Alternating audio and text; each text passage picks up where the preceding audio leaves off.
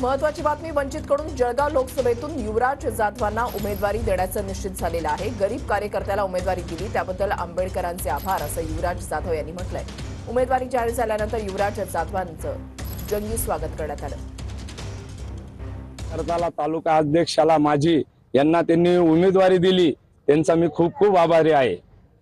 बाळासाहेबांकडे तर गण दिग्गज गेले, गण पैसेवाले गेले, पण त्यांनी एखादी बौद्ध समाजाचा गरीब शेतकरी सर्वसामान्याचा मुलगाला त्यांनी आज उमेदवारी दिली, हे मला आनंद वाटतोय। आपण बघत आहे जे आत्ताचं जे सरकार आहे, हे सरकारने काय काम केलंय व जे मागचं उद्धव बाळासाहेब सरकार होतं त्यांनी काही काम केलं, म्हणून यांना दोघी सरकारला जनता कटाळून गेली। यांना तिसरा पर्याय म्हणजे वंचित बहुजन आघाडी आहे आणि आम्हाला कधी जनतेने संधी दिली की आम्ही महाराष्ट्राचा व देशाचा विकास करू।